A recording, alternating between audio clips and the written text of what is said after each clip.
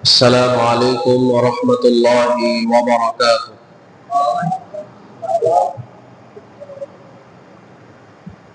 الحمد لله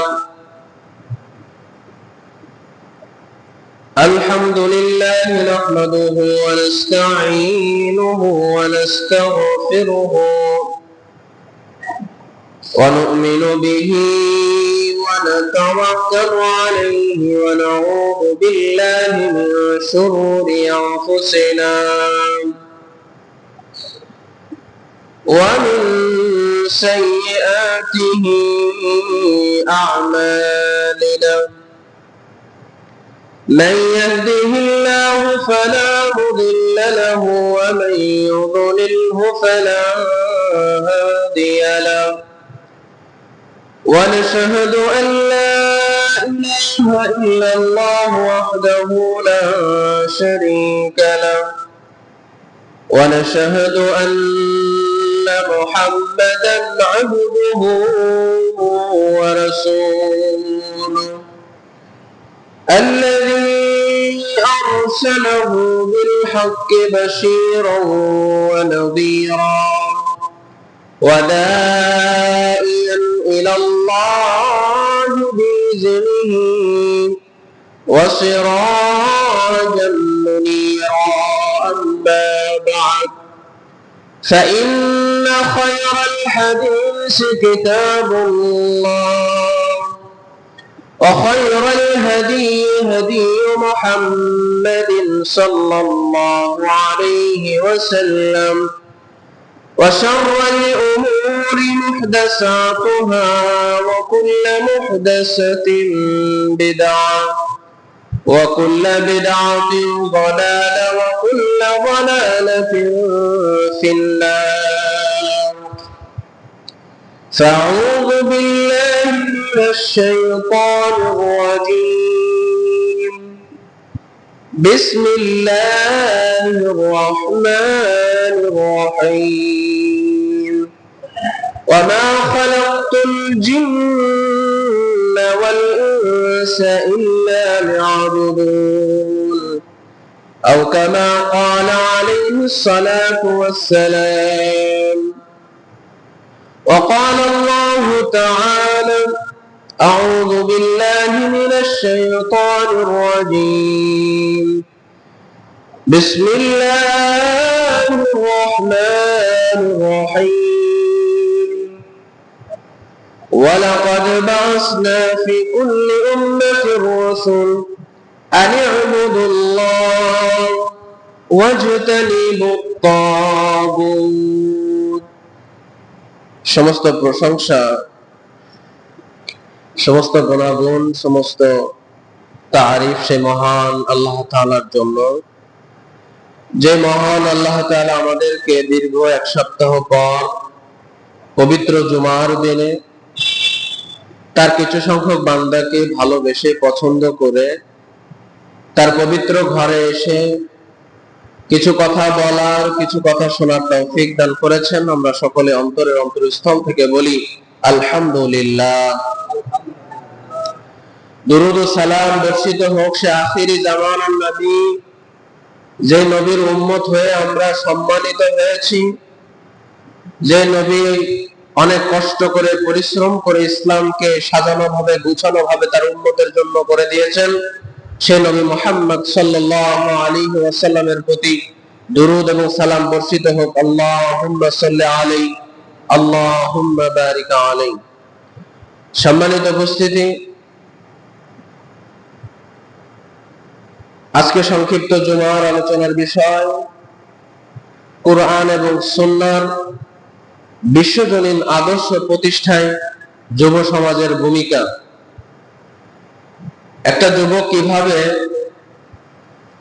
একটা সমাজকে গঠন করতে পারে, একটা যুবক কিভাবে একটা সমাজকে আদর্শ সমাজ, কোরআন এবং সুন্নাহ ভিত্তিক সমাজ গঠন করতে পারে, কোন কোন পদ্ধতিতে সে আদর্শ সমাজ গঠন করতে হয়, সংক্ষিপ্ত সময়ে আলোচনা করার চেষ্টা করব ইনশাআল্লাহ।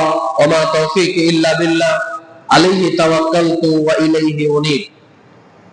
সম্মানিত উপস্থিতি, আমরা দুনিয়াতে এসেছি সংক্ষিপ্ত সময়ের জন্য। আমাদের মাঝ থেকে অনেক মানুষ দুনিয়া থেকে বিদায় নিয়েছেন, পূর্বেও নিয়েছেন, বর্তমানেও নিচ্ছেন, ভবিষ্যতেও নিবেন। আমরা সংক্ষিপ্ত সময়ের জন্য দুনিয়াতে এসেছি, এই দুনিয়া থেকে আমাদেরকে আবার বিদায় নিতে হবে। এজন্য আমাদের দেখার বিষয় যে আমরা এই সংক্ষিপ্ত জীবনের মধ্যে কতটুকু ভালো কাজ করলাম, কতটুকু জান্নাতে যাওয়ার জন্য পরিশ্রম করলাম, আমল করলাম, এটা হচ্ছে দেখার বিষয়। আজকে আপনি আমি শ্বাস নিতে পারছি, যদি আমরা আল্লাহ সুবহানাহু ওয়া তাআলা আমাদেরকে শ্বাস নেওয়ার যে একটা প্রক্রিয়া রয়েছে, এই প্রক্রিয়া তিনি বন্ধ করে দেন, তাহলে আমরা মৃত লাশ হয়ে যাব।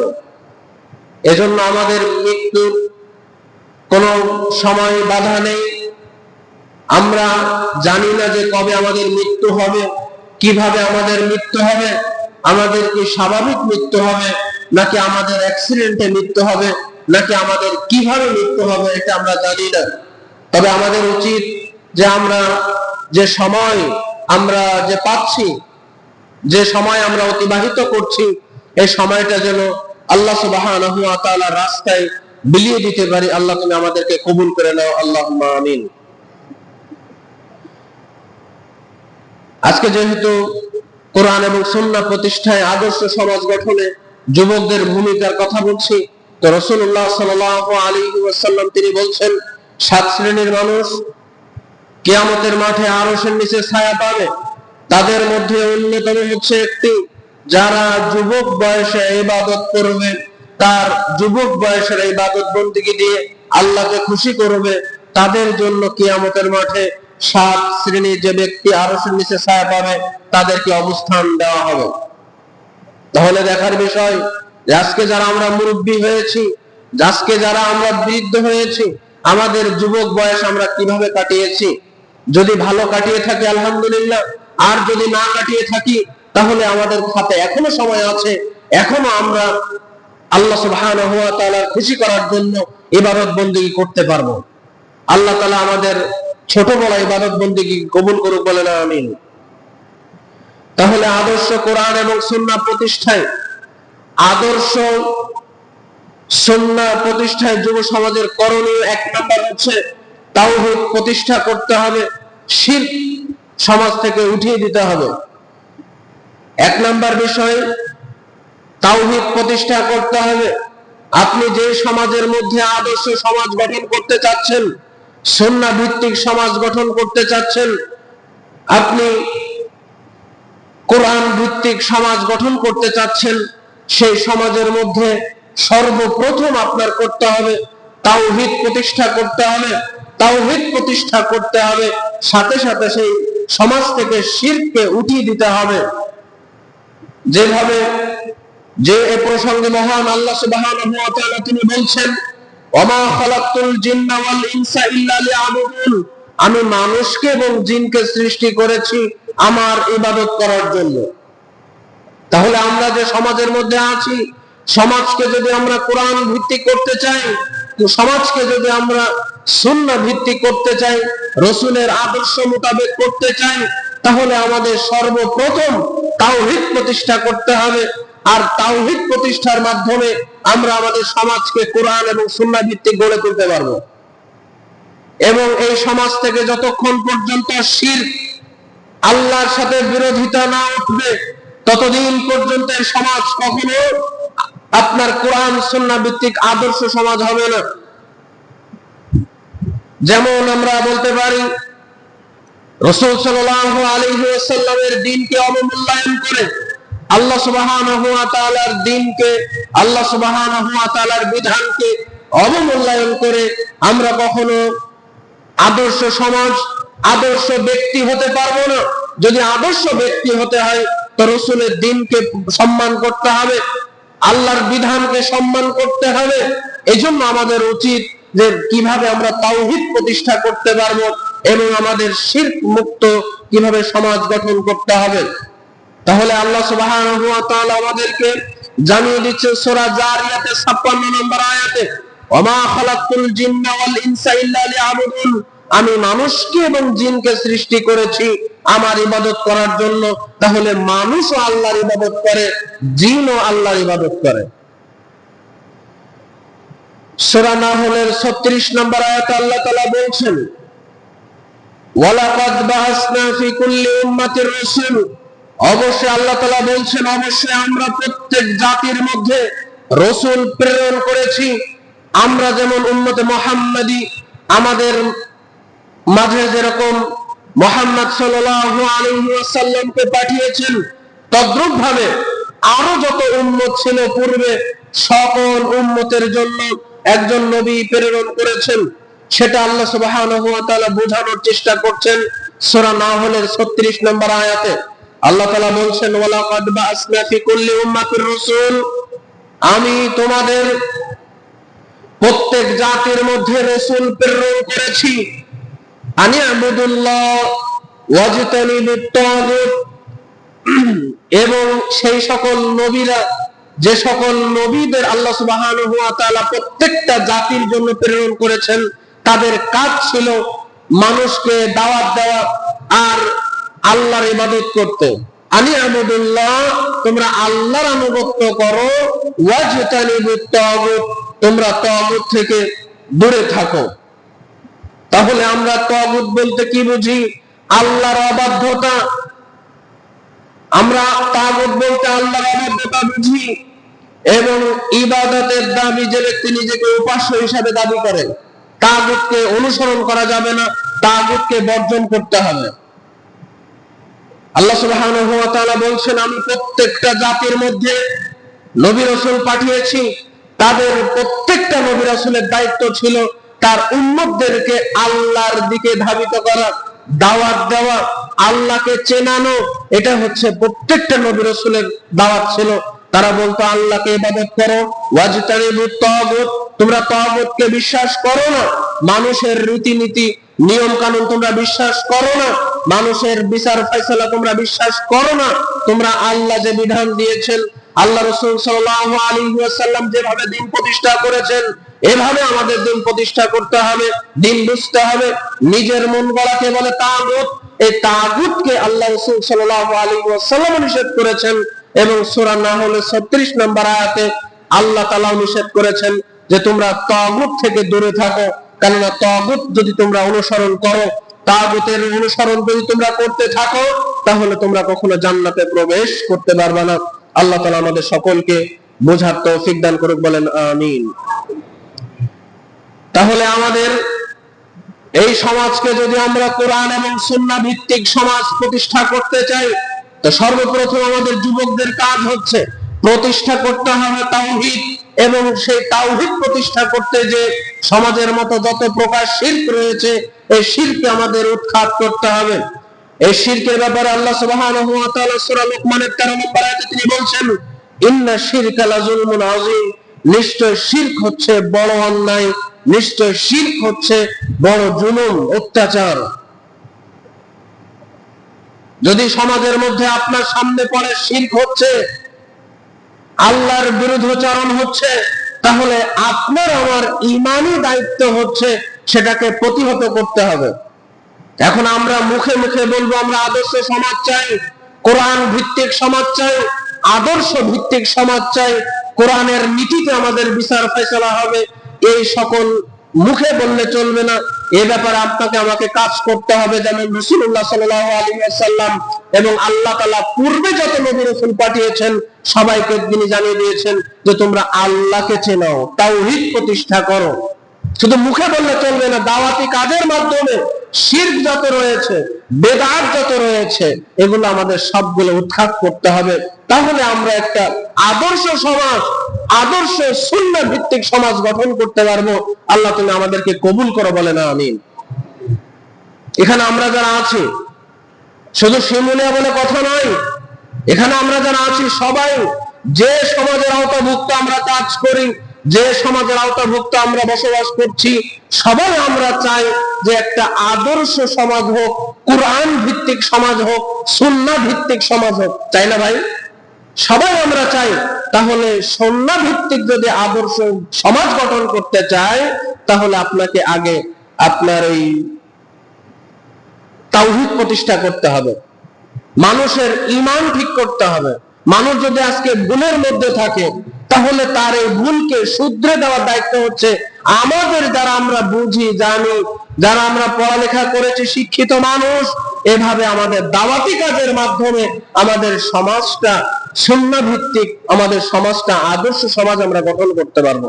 আর যখন আমরা আদর্শ সমাজ গঠন করতে পারবো, তখন আমাদের সমাজের মধ্যে কোনো খুন খারাপি, মারামারি, রাহাজানি, আত্মহত্যা, যত প্রকার অন্যায় বিচার আছে সবগুলো আস্তে আস্তে উঠে যাবে। আর যখন আমাদের মানুষ, সমাজের মানুষ ভুল ভ্রান্তির মধ্যে নিপতিত থাকবে, ততক্ষণ আমরা কোন আদর্শ সমাজ গঠন করতে যতক্ষণ পর্যন্ত না পারবো, মানুষকে যদি আমরা তাওহীদ না বুঝাতে পারি, তাহলে আমরা কখনো আদর্শ সমাজ গঠন করতে পারবো না। আর আদর্শ সমাজ গঠন না করতে পারলে আমাদের সমাজ থেকে অন্যায়, অবিচার, অত্যাচার, জুলুম, আত্মহত্যা, খুন খারাপি, এগুলো আমরা উঠাতে পারবো না। আল্লাহ তুমি আমাদের সমাজকে আদর্শ সমাজ হিসাবে গঠন করে দাও, বলেন আমিন। তাহলে প্রথম কিছু বললাম, কোরআন এবং সুন্নাহ ভিত্তিক আদর্শ সমাজ গঠনে যুব সমাজের সর্বপ্রথম দায়িত্ব হচ্ছে তাওহীদ প্রতিষ্ঠা করতে হবে, মানুষের আল্লাহকে চেনাতে হবে। এবং যদি তাওহীদ প্রতিষ্ঠা করতে যে কোনো শিরক দেখা যায়, তাহলে শিরককে উৎখাত করে দিতে হবে। 2 নম্বর পয়েন্ট, সুন্নাহ প্রতিষ্ঠা করতে যে বিদআতকে দূরে সরিয়ে দিতে হবে। আদর্শ সমাজ গঠন করতে হলে আপনাকে সুন্নাহ প্রতিষ্ঠা করতে হবে এবং বিদআতকে দূরে সরিয়ে দিতে হবে। এখন সুন্নাহ প্রতিষ্ঠা করতে গেলে আপনার বাপ-দাদারা পূর্বে অনেক কিছু করে গেছে, এগুলো এখন আর ধরে রাখলে চলবে না। যদি সুন্নাহ বিরোধী কাজ তারা করে যায়, তাহলে এখন সেটা বর্জন করতে হবে। আদর্শ সমাজ গঠন করতে হলে 2 নম্বর পয়েন্ট, সুন্নাহ প্রতিষ্ঠা করতে হবে। আর সুন্নাহ প্রতিষ্ঠা করতে যে যদি সামনে বেদাত পড়ে যায়, তাহলে বেদাতকে সরিয়ে দিতে হবে, সমাজ থেকে বেদাতকে উৎখাত করে দিতে হবে। যদি আপনার আমার পূর্বপুরুষ বাপ-দাদারা করে গিয়েছেন একটা কাজ, এমন একটা কাজ তারা করে গিয়েছেন যে কাজ হচ্ছে কোরআন এবং সুন্নাহর বিরোধী হয়ে যাচ্ছে, তাহলে সেটাই আপনাকে বন্ধ করে দিতে হবে। তাহলে আপনি আদর্শ সমাজ গঠন করতে পারবো। এই ব্যাপারে আল্লাহ সুবহানাহু ওয়া তাআলা সূরা হাশরের 7 নম্বর আয়াতে তিনি বলছেন, ওয়ামা আতাকুমুর রাসূল ফাখুযুহু। আল্লাহ তাআলা বলছেন, ওয়ামা আতাকুমুর রাসূল ফাখুযুহু, আর রাসূল তোমাদেরকে যা দিয়েছেন তোমরা সেটা গ্রহণ করো। তাহলে রাসূল সাল্লাল্লাহু আলাইহি ওয়াসাল্লাম তিনি আদর্শ সমাজ প্রতিষ্ঠা করতে যে সকল বিধান দিয়েছেন, সে সকল বিধানকে আমাদেরকে গ্রহণ করতে হবে। 59 নম্বর সূরার 7 নম্বর আয়াত সূরা হাশরের তিনি বলছেন, ওয়ামা আতাকুমুর রাসূল ফাখুযুহু, রাসূল তোমাদেরকে যেটা দিয়েছেন সেটা তোমরা গ্রহণ করো। বুঝতে পেরেছেন? মানে আমাদের শেষ নবী মুহাম্মদ রাসূলুল্লাহ সাল্লাল্লাহু আলাইহি ওয়াসাল্লাম যে বিধান দিয়েছেন, তিনি যে ইসলাম দিয়েছেন, সেটা আমাদেরকে গ্রহণ করতে হবে। ওয়ামা নাহাকুম আনহু ফান্তাহু, আর যেটা নিষেধ করেছেন সেটা থেকে আপনাকে আমাকে বিরত থাকতে হবে। তাহলে সুন্নাহ প্রতিষ্ঠা করতে গেলে আপনার আমার পূর্বপুরুষরা অনেক কিছু করে গেছেন, এগুলো করলে চলবে না। আল্লাহ সুবহানাহু ওয়া তাআলা সূরা হাশরে তিনি বলছেন, ওয়ামা আতাকুমুর রাসূল ফাখুযুহু, তোমাদেরকে রাসূল সাল্লাল্লাহু আলাইহি সাল্লাম যেটা দিয়েছেন তোমরা সেটা গ্রহণ করো। ওয়ামা নাহাকুম আনহু ফান্তাহু, এবং রাসূল সাল্লাল্লাহু আলাইহি সাল্লাম যেটা নিষেধ করেছেন, যেটা বাদ দিতে বলেছেন, তোমরা সেটাকে বর্জন করে দাও, বাদ করে দাও।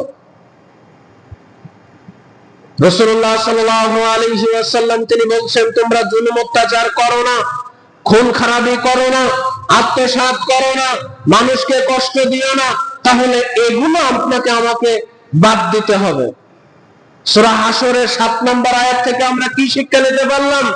আল্লাহ তাআলা বলছেন, ওমা আতাকুমুর রাসূল ফাখুযু, তোমরা আল্লাহ রাসূল যেটা দিয়েছেন সেটা তোমরা গ্রহণ করো।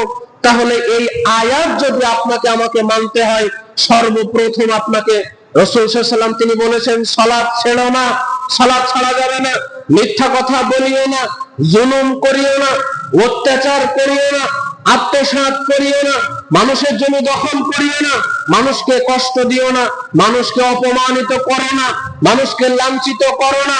তাহলে এটা হচ্ছে এই আয়াতের শিক্ষা, যে রাসূলুল্লাহ সাল্লাল্লাহু আলাইহি সাল্লাম যেটা দিয়েছেন সেটা গ্রহণ করতে হবে, এবং যেটা নিষেধ করেছেন সেটা থেকে আপনাকে আমাকে বর্জন, দূরে থাকতে হবে। তাহলে আমরা আমাদের সমাজকে আদর্শ সমাজ গঠন করতে পারবো, কোরআন ভিত্তিক সমাজ গঠন করতে পারবো, সুন্নাহ ভিত্তিক সমাজ গঠন করতে পারবো। আর যখন সুন্নাহ ভিত্তিক, কোরআন ভিত্তিক সমাজ গঠন করতে পারবো, তখন খুন খারাপি সমাজ থেকে এমনিতেই বিতাড়িত হয়ে যাবে। আল্লাহ তুমি আমাদেরকে বোঝার তৌফিক দান করে, বলেন আমিন। তাহলে আশা করছি আমরা বুঝতে পেরেছি যে রাসূলুল্লাহ সাল্লাল্লাহু আলাইহি ওয়াসাল্লাম যেটা দিয়েছেন সেটা আপনাকে আমাকে সদরে গ্রহণ করতে হবে। আর রাসূলুল্লাহ সাল্লাল্লাহু আলাইহি ওয়াসাল্লাম যেটা নিষেধ করেছেন যে তোমরা এটা করো না, তাহলে সেটা আপনাকে বর্জন করতে হবে। সেটা আপনার পূর্বপুরুষ যদি আপনার বাবাও করে যায় এবং রাসূলুল্লাহ সাল্লাল্লাহু আলাইহি ওয়াসাল্লাম যদি নিষেধ করে, তাহলে সেটা ছেড়ে দিতে হবে। আমরা কি বুঝতে পেরেছি? আল্লাহ তাআলা আমাদের সকলকে বুঝার তৌফিক দান করে, বলেন আমিন। ভাই বুঝতে হবে আলোচনা। এই যে সূরা হাশরের 7 নম্বর আয়াত আজকের আলোচনা বোঝার জন্য যথেষ্ট। রাসূলুল্লাহ সাল্লাল্লাহু আলাইহি ওয়াসাল্লাম বলেছেন, তোমরা, আল্লাহ তাআলা বলেছেন যে তোমরা রাসূল যেটা দিয়েছেন তোমরা সেটা গ্রহণ করো, আর রাসূল যেটা নিষেধ করেছেন তোমরা সেটা বর্জন করো। তাহলে আমরা আজকে আদর্শ সমাজ গঠন করার জন্য আমরা একটা রাস্তা খুঁজে পাবো। এ ব্যাপারে রাসূলুল্লাহ সাল্লাল্লাহু আলাইহি ওয়াসাল্লাম অনেক কথা বলেছেন। তিনি বলছেন, মান আহদাসা আমরিনা হাযা মা লাইসা মিনহু ফাহুয়া রাদ। কোন ব্যক্তি যদি আমাদের এই দিনের মধ্যে সামান্য কিছু ঢোকায়, সামান্য কিছু বৃদ্ধি করে, তাহলে সেটা বাতিল, পরিত্যাজ্য, সেটা বাতিল বলে গণ্য হবে। তাহলে দিনটা হচ্ছে একটা পরিপূর্ণ জীবন ব্যবস্থা। এই যে আজকে আমরা মুসলিম, আজকে আমরা, মানুষ জিজ্ঞেস করলে আমরা উত্তর দেই আমরা ইসলাম ধর্মের মানুষ, আমরা একজন মুসলিম। তাহলে এই বিশ্বাস রাখতে হবে যে ইসলাম হচ্ছে একটা পরিপূর্ণ জীবন ব্যবস্থা। এই ইসলামের মধ্যে সামান্য কোনো কিছু আল্লাহ রাসূল তিনি বাদ রেখে যাননি। এই ইসলাম এমন একটি পরিপূর্ণ জীবন ব্যবস্থা যে ইসলামের মধ্যে কোনো ব্যক্তি কোনো কিছু ঢোকাতে পারবে না, কোনো ব্যক্তি চুল সমপরিমাণ কোনো কিছু ঢোকাতে পারবে না, কোনো কিছু বের করতে পারবে না। এমন একটা পরিপূর্ণ জীবন ব্যবস্থা। তাহলে রাসূলুল্লাহ সাল্লাল্লাহু আলাইহি ওয়াসাল্লাম বলেন, মান আহদাসা আমরিনা হাযা মা লাইসা মিনহু ফাহুয়া রাদ। কোন ব্যক্তি যদি এই ইসলামের মধ্যে, এই দ্বীনের মধ্যে নতুন কিছু সৃষ্টি করে, আবিষ্কার করে, তাহলে সেটা বেদাত বলে গণ্য হবে, সেটা পরিত্যাজ্য, বাতিল, বাতিল, বাতিল। তাহলে আজকে আপনি এমন কোন কাজ করছেন না তো যে কাজের জন্য ইসলামে নতুন কিছু সৃষ্টি হচ্ছে?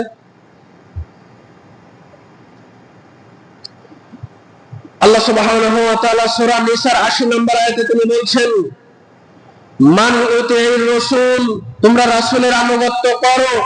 তোমরা যদি রাসূলের আনুগত্য করো তাহলে ফাকাদ আতা আল্লাহ, তাহলে তোমরা আল্লাহর আনুগত্য করবে। দেখেন আল্লাহ সুবহানাহু ওয়া তাআলা তিনি সূরা নিসার 80 নম্বর আয়াতে তিনি বলছেন, মান ইউতির রাসূল, তোমরা আগে রাসূলের আনুগত্য করো, ফাকাদ আতা আল্লাহ, তাহলে তোমরা আল্লাহর আনুগত্য করবে। সর্বপ্রথম কার আনুগত্য এসেছেন? রাসূলের। আলোচনা কি বুঝতে পারছেন আপনারা? আগে রাসূলের আনুগত্য এসেছে। মাইয়ুতির রাসূল, তোমরা আগে রাসূলের আনুগত্য করো, ফাকাদ আতা আল্লাহ, তাহলে তোমরা আল্লাহ তাআলা আনুগত্য করতে পারবে। ওমান তাওয়াল্লা ফামান আরসালনা আলাইহি খাফিয়া, আর যে ব্যক্তি আল্লাহ রাসূল থেকে মুখ ফিরিয়ে নিল, তাহলে সে সব দিক থেকে মুখ ফিরিয়ে নিল। তাহলে রাসূলুল্লাহ সাল্লাল্লাহু আলাইহি সাল্লাম যে বিধান আমাদের মাঝে নিয়ে এসেছেন, যে দিন আমাদের বোঝানোর চেষ্টা করেছেন, এই দিন আমাদেরকে এমন ভাবে বুঝতে হবে, কোন বিষয়ে রাসূল থেকে যদি আমরা মুখ ফিরিয়ে নেই, তাহলে আল্লাহ তাআলা আপনার আমার থেকে মুখ ফিরিয়ে নেবেন। আজকে আপনি প্রচুর পরিমাণ ইনকাম করছেন কিন্তু কোন আয় রোজগার নেই, কেন? যে আল্লাহ তাআলা আপনার আমার উপর অখুশি হয়ে আছেন। সালাত পড়ছি, সালাত কবুল হচ্ছে না, কেন? যে আমরা সালাত পড়ছি আজকে মানুষকে দেখানোর জন্য। 11 মাস আমাদের খোঁজ ছিল না, রমজান মাসে আমরা এত সালাত পড়েছি, হিসাব নেই। রমজান মাস শেষ, ঈদ উল ফিতর শেষ, এখন আমাদের আর মসজিদে মানুষ নাই। তাহলে একটা মাস কিসের জন্য সালাত পড়েছিলাম? এই একটা মাস রমজান থেকে আপনি আমি কি শিক্ষা নিতে পারলাম? কি শিক্ষা নিলাম রমজান থেকে? বলেন, রমজান থেকে আমরা কি শিক্ষা অর্জন করলাম? শুধুমাত্র শুক্রবারে সালাত পড়তে হবে? রমজান মাস তো আসে আমাদের মাঝে শিক্ষা দেওয়ার জন্য, মানুষ এখান থেকে শিখবে। তাহলে আপনি কি শিক্ষা নিতে পারলেন? রমজান শেষ হয়ে গেল, আপনিও সালাত ছেড়ে দিলেন, রাস্তাঘাটে আগের মতো চলছেন, রমজান মাসের পূর্বে যেভাবে চলতেন এখনো সেভাবে চলছেন। তাহলে রমজান মাস থেকে কি শিক্ষা নিলেন? সূরা নিসার ৮০ নম্বর আয়াতে আল্লাহ তাআলা বলছেন যে রাসূলের আনুগত্য করলে সে আল্লাহর আনুগত্য করল। তাহলে রাসূলের আনুগত্য আপনাকে আমাকে করতে হবে, তাহলে আল্লাহর আনুগত্য করা হবে। আর যে মুখ ফিরিয়ে নিল, আমরা তার জন্য তত্ত্বাবধায়ককারী পাঠাইনি। সর্বপ্রথম কি করতে হবে? আগে রাসূল যে দিন আমাদেরকে দিয়েছেন সেটা বোঝার চেষ্টা করতে হবে, মানতে হবে, তারপরে আমাদের অন্য কিছু। আমরা সারাদিন মুখে মুখে বলে আমরা জান্নাতে যাব, আসলে কিছু না। ভাই বলেন তো, সালাত ছাড়া কোনো ব্যক্তি জান্নাতে যাবে? সম্ভব? আপনি ধান লাগাচ্ছেন, একটা উদাহরণ দিলে বুঝবেন। আপনারা গ্রামের মানুষ, মাঠে ঘাটে কাজ করেন, বুঝবেন এটা দিলে। আপনারা মাঠে ধান লাগিয়েছেন, এখন যদি ভালো ফসল নিতে চান, সারের প্রয়োজন আছে কিনা, পানির প্রয়োজন আছে কিনা? এটা তো আপনারা বুঝছেন যে ধান যদি আমরা বেশি ফলন পাই, ফলন নিতে চাই, তাহলে আমাদেরকে ভালো সার দিতে হবে, ভালো ধান লাগাতে হবে, ভালো পানি দিতে হবে। এটা তো আপনারা বুঝতে পারছেন। তাহলে সালাত ছাড়া যে মানুষ জান্নাতে যাবে না, সালাত ছাড়া যে মানুষ জান্নাতে যেতে যে আটকে যাবে, তাহলে আপনি এটা কেন বুঝছেন না? ভাই, কোন মানুষ কাঁটাযুক্ত মাছ এটা কি এমনি চাবিয়ে খায় নাকি বেছে বেছে খায়? বেছে বেছে খায় না কেন? গলায় একটা ভয় আছে যে গলায় বেঁধে যাবে, আর বেঁধে গেলে আমাকে ডাক্তারের কাছে যেতে হবে। যদি সহজ ভাবে না বের হয় তাহলে এটা অপারেশন করে বের করতে হবে।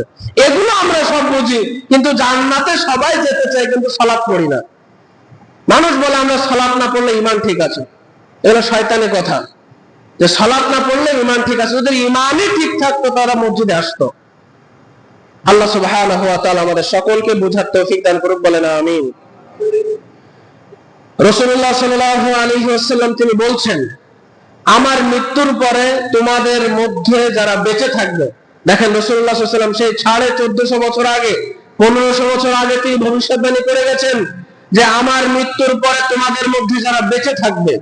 রাসূলুল্লাহ সাল্লাল্লাহু আলাইহি ওয়াসাল্লাম ভবিষ্যৎবাণী করছেন যে আমার মৃত্যুর পরে তোমাদের মধ্যে যারা বেঁচে থাকবে তাদের মধ্যে অনেক মতবিরোধ, ভেদাভেদ দেখা দিবে। তখন তোমরা কি করবা?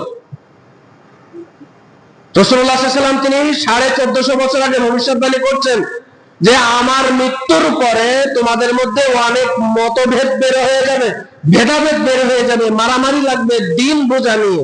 তখন তোমরা কি করবা? রাসূলুল্লাহ সাল্লাল্লাহু আলাইহি ওয়াসাল্লাম তিনি বলছেন, তোমরা তখন আমার সুন্নাহকে আঁকড়ে ধরবা। কি করবা? সুন্নাহকে আঁকড়ে ধরবা, এবং আমার যারা হেদায়েত প্রাপ্ত খোলাফায়ে রাশিদিন আছে তাদের তোমরা দিন তারা যেভাবে বুঝেছেন তোমরা সেভাবে বুঝবা। তারা যেভাবে দিন পালন করেছেন, তারা যেভাবে আল্লাহকে চিনেছেন, আমরা কিভাবে আল্লাহকে চিনছি, তারা কিভাবে চিনেছিল, খোলাফায়ে রাশিদিন তারা কিভাবে চিনেছিল আল্লাহকে, আর আমরা এখন কিভাবে চিনছি।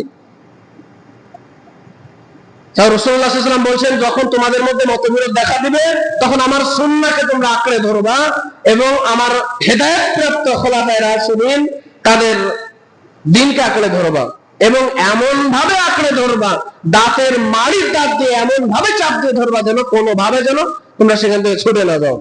আর যদি ওই মতবিরোধের মধ্যে তোমরা ছড়িয়ে পড়ো তাহলে ধ্বংস অনিবার্য। আল্লাহ সুবহানাহু ওয়া তাআলা আমাদের সকলকে বোঝার তৌফিক দান করুক, বলেন আমিন। প্রথম নাম্বার বলেছিলাম আদর্শ সমাজ, কোরআন ভিত্তিক, সুন্নাহ ভিত্তিক সমাজ গঠন করতে যে যুব সমাজের ভূমিকার প্রথম পয়েন্ট বলেছি, তাওহীদ প্রতিষ্ঠা করতে হবে, শিরককে উঠিয়ে দিতে হবে সমাজ থেকে।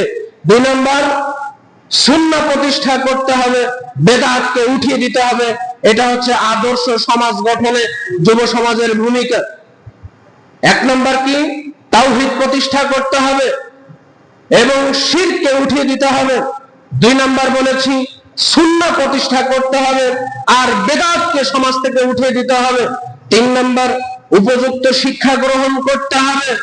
শুধু মুখে বললে চলবে না, আমরা আদর্শ সমাজ চাই, আদর্শ রাষ্ট্র চাই, আদর্শ পরিবার চাই। শুধুমাত্র আপনাকে এই মুখে বললে চলবে না। 3 নাম্বার পয়েন্ট, উপযুক্ত শিক্ষা গ্রহণ করতে হবে, পড়ালেখা করতে হবে। কিভাবে আমরা আদর্শ সমাজ বাস্তবায়ন করতে পারবো, আদর্শ পরিবার বাস্তবায়ন করতে পারবো, আদর্শ দেশ বাস্তবায়ন করতে পারবো। শুধু মুখে বললে চলবে না, উপযুক্ত শিক্ষা আপনাকে আমাকে গ্রহণ করতে হবে। এ প্রসঙ্গে মহান আল্লাহ সুবহানাহু ওয়া তাআলা তিনি বলছেন সূরা জুমার 9 নম্বর আয়াতে তিনি বলছেন কুল হাল নাস্তাউিল্লাযীনা ইয়ালামুনা ওয়াল্লাযীনা লা ইয়ালামুন ইন্নামা ইয়াতাযাক্কারু ইল্লা উলুল আলবাব। আল্লাহ সুবহানাহু ওয়া তাআলা তিনি বলছেন যারা জানে এবং যারা জানে না তারা কি সমান? ভাই বলেন, যারা জানে এবং তারা জানে সবাই সমান? জানেন? দেন প্রশ্ন করছে সূরা জুমার 9 নম্বর আয়াতে কুল হাল ইয়াস্তাউিল্লাযীনা ইয়ালামুনা ওয়াল্লাযীনা লা ইয়ালামুন, যে ব্যক্তি জানে এবং যে ব্যক্তি জানে না তারা কি সমান? ইন্নামা ইয়াতাযাক্কারু উলুল আলবাব, জ্ঞানী ব্যক্তিরাই কেবল উপদেশ গ্রহণ করে।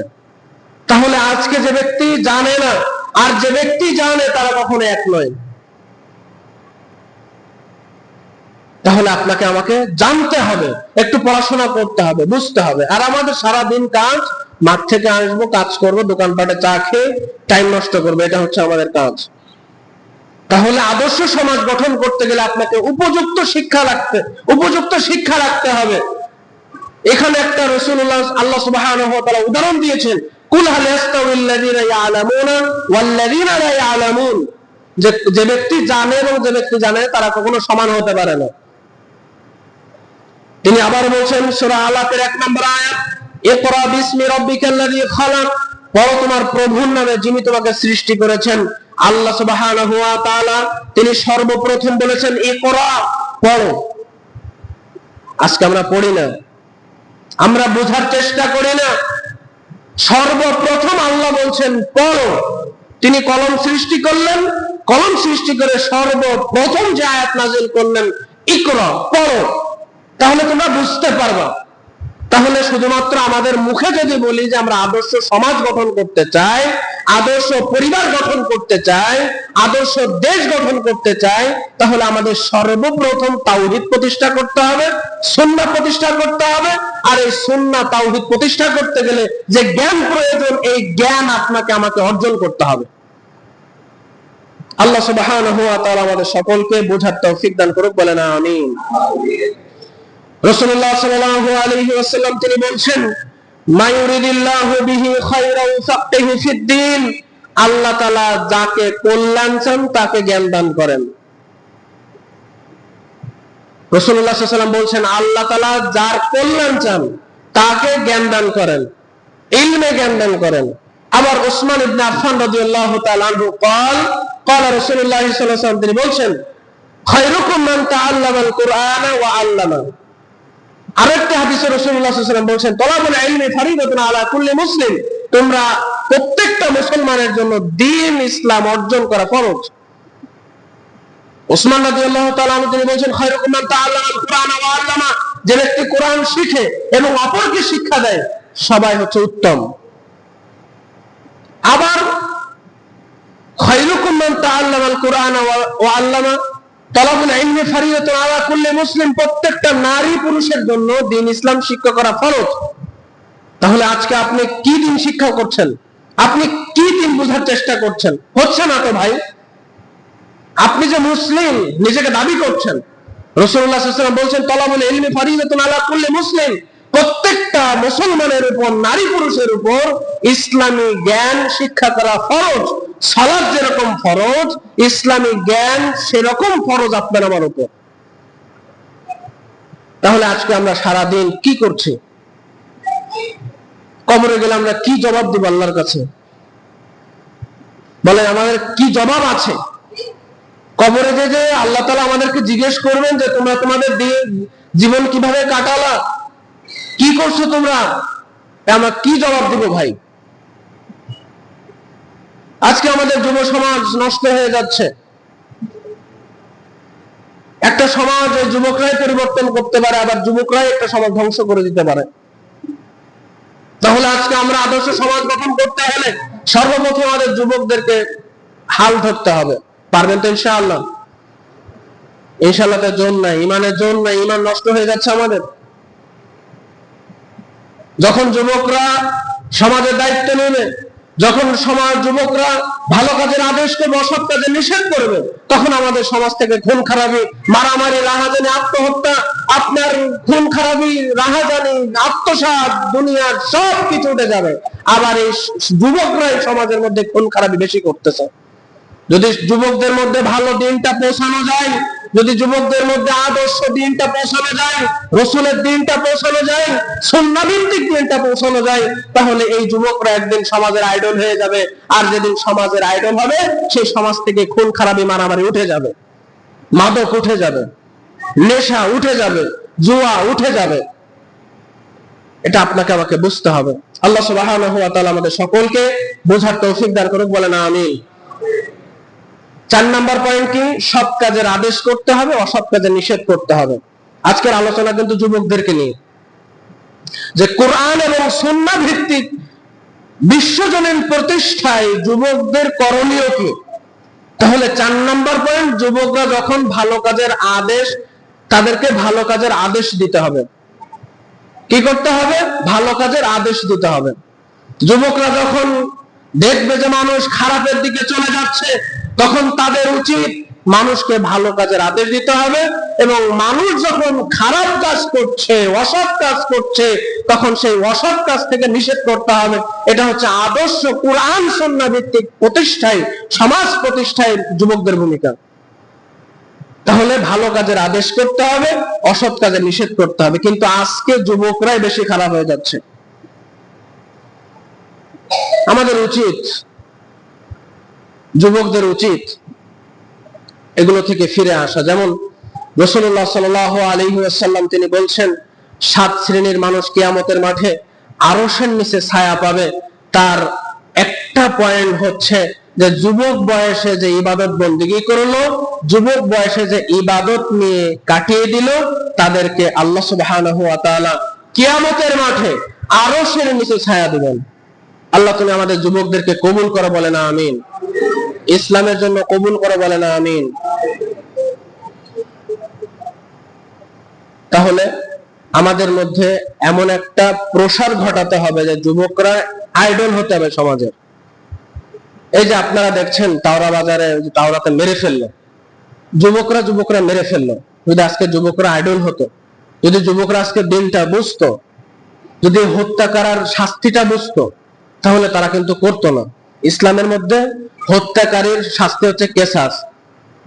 যদি আজকে আদর্শ ইসলামিক রাষ্ট্র থাকতো, তাহলে ওই আসামিকে ধরে কেসাস করতে হতো, হত্যার বদলে হত্যা। কিন্তু আমাদের সমাজে বিচার নাই। আমাদের সমাজ আজকে বিচার হবে না, বিচার নাই।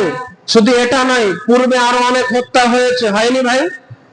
5 বছর আমি এসেছি, এখান থেকে আপনাদের যারা মুরব্বী হয়েছেন, আপনারা হত্যার কোন সঠিক বিচার আপনারা পেয়েছেন? পাননি। কিন্তু যদি ইসলামিক রাষ্ট্র, আদর্শ কোরআন সুন্নাহ ভিত্তিক সমাজ থাকতো, কোরআন সুন্নাহ ভিত্তিক ওয়ার্ড থাকতো, কোরআন ভিত্তিক সমাজ, দিন থাকতো, দেশ থাকতো, তাহলে হত্যার বদলে হত্যা। যদি আপনার ঢাকা গুলিস্তানের 4 রাস্তার মোড়ে একটা হত্যাকারীকে গলায় ফাঁসি দিয়ে দিত, হত্যা করে দিত, তো বাংলাদেশ ঠান্ডা হয়ে যেত না? বলেন, আর কি হত্যা হতো? আর খুন খারাপি হতো? যদি একটা চোরকে ধরে গুলিস্তানের মধ্যে অথবা 5 দোনা মোড়ে হাত কেটে দিত, জনসমাবেশ ডেকে আজকে ওই 5 দোনা মোড়ে একটা চোরের হাত কাটা হবে, যদি এটা হতো বাংলাদেশের মধ্যে, তাহলে চোর থাকতো না। কিন্তু দেখেন সমাজের মধ্যে চোরে ভরে যাচ্ছে, মানুষের ঈমান নষ্ট হয়ে যাচ্ছে। এমনও জায়গা আছে গোরস্থানের মধ্যে মানুষের কাফনের কাপড় চুরি করে, আছে না নাই? শুধু শিমুলিয়াতে নাই আলহামদুলিল্লাহ, কিন্তু অন্যান্য এলাকার মধ্যে অসংখ্য মানুষ আছে যে গোরস্থানের কাপড়ের কাপড় পর্যন্ত চুরি করছে। যদি আজকে হাতের একটা হাত কাটা হতো, প্রথমবার ধরলে ইসলামের নিয়ম আছে, প্রথমবার ধরলে ডান হাত কাটবে, দ্বিতীয়বার ধরা পড়লে বাম পা কাটবে, তৃতীয়বার ধরা পড়লে বাম হাত কাটবে, চতুর্থবার ধরা পড়লে তার ডান পা কাটা যাবে। যদি এই নিয়ম নীতি শৃঙ্খলা থাকতো তাহলে চুরি হতো না। এই যে আমাদের এক ভাই চলে গেলেন, আল্লাহ তাআলা তাকে জান্নাতুল ফেরদাউস নসিব করুক, বলে না আমিন। আল্লাহ তাআলা তার পরিবারকে ধৈর্য ধারণ করার তৌফিক দান করুক, বলে না আমিন। আমি যুবকদেরকে বলবো, ভাই আপনারা অনেক কষ্টের পরে দুনিয়াতে এসেছেন, এমন কোন কাজের মধ্যে জড়ায়েন না যে বাপ মা কষ্ট পাবে। আজকে তার মা বিদেশ থাকে, একটা মাত্র সন্তান কত কষ্ট পাইতেছে, কত তার কষ্ট হইতেছে বুকের মধ্যে। আপনাদেরকে অনেক কষ্ট করে দুনিয়াতে এনেছেন, অনেক কষ্ট করে ঘামের পর ঘাম ঝরিয়ে আপনার বাবা মা আপনাকে মানুষ করেছেন, লালন পালন করছেন। এমন কোন কাজের মধ্যে জড়াবেন না যে কাজের জন্য আপনাকে আপনার বাবা মার কষ্ট পেতে হয়। বাপ মার বদদুয়া নেবেন না। আজকে আপনাদের নিয়ে আমার আলোচনা ছিল, এমন কোন কাজ আপনারা করবেন না, মাদকের সাথে জড়িত হবেন না। মনে করেন এই যে আজকে যুবক, তারও অনেক ইচ্ছা ছিল, প্রবল ইচ্ছা ছিল দুনিয়াতে বেঁচে থাকবে, থাকতে পারি নাই। এখন আপনাকে আমাকেও মরতে হবে। এখন যারা যুবক বয়সে আছে, যদি আমরা এই অবস্থায় মারা যাই, আমাদের কি হিসাব দিব আমরা? বলেন আমরা কি জবাব দিব? আমরা যারা যুবক আছে, আমি একজন যুবক, আমি মুরব্বীদেরকে বলছি না, যারা যুবক আছেন, উঠতি বয়স আছে, যারা এখন আমরা মাদকের সাথে জড়িত হয়ে গেছে, ভাই মাদক খাওয়া হারাম না হালাল? হালাল না হারাম? তাহলে আপনি যে উঠতি বয়সে মাদকের সাথে জড়িত হয়ে গেলেন, এখন আপনি যদি আরো 40 বছর বাঁচেন, তাই এই 40 বছর যে মাদকের সাথে সম্পৃক্ত থাকার কারণে এই যে পাপগুলো জমাচ্ছেন, এই যে পাপগুলো জমতেছে, এই পাপের হিসাব আল্লাহ কি দিবেন আপনি? আপনি তো বিশ্বাস করেন, আমরা সবাই বিশ্বাস করি না যে মরলে আল্লাহর সামনে দাঁড়াতে হবে? সবাই বিশ্বাস করি তো?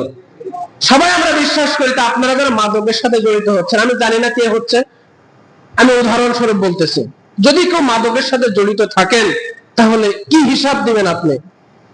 আজকে একটা মানুষ, মাদক হচ্ছে সমস্ত পাপের মূল।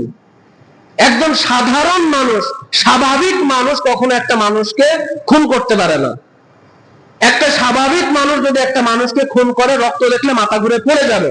আর যখন কোনো মানুষ মাদকের সাথে সম্পৃক্ত থাকে, তখন তার মাতাল মাতাল অবস্থায় সে একটা মানুষকে খুন করবে কেন? সে গরুর মতো পিস পিস করতে পারবে, ঠিক না ভাই? তাহলে এই মাদকই হচ্ছে আপনার পাপের মূল। আজকে ছোট ছোট যুবকরা গেমসে আসক্ত হয়ে যাচ্ছে কেন? ওই যে আমাদের যারা সমাজের মধ্যে বড় যুবক রয়েছে, তারা আজকে মাদকের সাথে জড়িত, আর তাদেরকে দেখে আজকে ছোটরা গেমসে জড়িত। 2 দিন পরে তাদের দেখা দেখি তারাও সিগারেট টানা শুরু করে দিবে। কষ্ট পাচ্ছেন আমার কথায়? কষ্ট নেন না ভাই, অনেক কষ্ট লাগে যে ছেলেটা মারা গেল। তার কত কষ্ট করে, কষ্টের পর কষ্ট সহ্য করে তার অবস্থান করে দেওয়ার জন্য তার মা বিদেশ গেছে, আমার একটা ছেলে সে ভালো থাকুক, কষ্ট করে সে যেন ভালো থাকে, সে যেন শান্তিতে থাকে, সে যেন তার শরীর থেকে যেন ঘাম না হয়, এজন্য মা বিদেশ গেছে। দেখছেন এমন কি কর্মকাণ্ডে জড়ে গেছে, সে আজকে নাই দুনিয়াতে। মা কত কষ্ট পাচ্ছে, বাবা কত কষ্ট পাচ্ছে, তার আত্মীয় স্বজন কত কষ্ট পাচ্ছে। এটাই কি আমাদের জীবন? মাদকের সাথে আমরা কেন জড়িত থাকবো? ইসলাম বিরোধী কাজের সাথে কেন জড়িত থাকবো? আজকে যারা মাদকের সাথে জড়িত, তারাও বলছে যে আমরা সুন্নাহ প্রতিষ্ঠা করতে চাই, আদর্শ সমাজ গঠন করতে চাই। আল্লাহ তুমি আমাদেরকে হেফাজত করো, বলে না আমিন। অনুরোধ রাখি ভাই, আপনারাও যুবক, আমিও যুবক, আমার কথা আপনারা একটু মানেন, একটু বোঝার চেষ্টা করেন। কেউ আর ওই মাদকের সাথে জড়িত হবেন না। যদিও খান, তো আস্তে আস্তে এগুলো কমিয়ে ফেলেন। আপনি জানেন এই যে দুনিয়াতে আগুন এসেছে, কোথা থেকে এসেছে? জাহান্নাম থেকে এসেছে। জাহান্নামের 70 ভাগ আগুনকে 1 ভাগ দিয়ে 69 ভাগ জাহান্নামে আছে। তা আপনি যে মুখে জাহান্নামের আগুন নিচ্ছেন, এই ঠোঁটের মধ্যে সুবহানাল্লাহ, আল্লাহু আকবার, আস্তাগফিরুল্লাহ, আল্লাহ জিকির করছেন, আবার আগুন তুলতেছেন। ভাই একটু বোঝার চেষ্টা করুন। এই ঠোঁট একদিন কথা বলবে, আল্লাহ আমি সেদিন কথা বলতে পারিনি দেখে জাহান্নামের আগুনে ঠোঁটে লাগিয়েছিল। আল্লাহ আমি কথা বলতে পারি না, এই জন্য আগুনে 2 আঙুলের হাতে নিয়ে আমাকে টেনেছিল। এই অঙ্গ প্রত্যঙ্গ, এই হাত কথা বলবে, এই চোখ কথা বলবে, এই ঠোঁট কথা বলবে, এই নাক কথা বলবে, পা কথা বলবে। পা কি বলবে? এই পা দিয়ে আল্লাহ ওই যে অপকর্মের দিকে সে ধাবিত হয়েছিল। এই হাত কি বলবে? হাত চুরি করেছিল। আজকে যদি আমাদের যুবকরা একটু বোঝার চেষ্টা করে, তাহলে আমাদের শিমুলিয়ার মধ্যে চুরিও বন্ধ হয়ে যাবে, যাবে না ভাই? আর যদি একটা চোরকে ধরে একটু পিটানো দেওয়া যায়, তাহলে আর একটু ভয় ঢুকে যাবে মানুষের মধ্যে।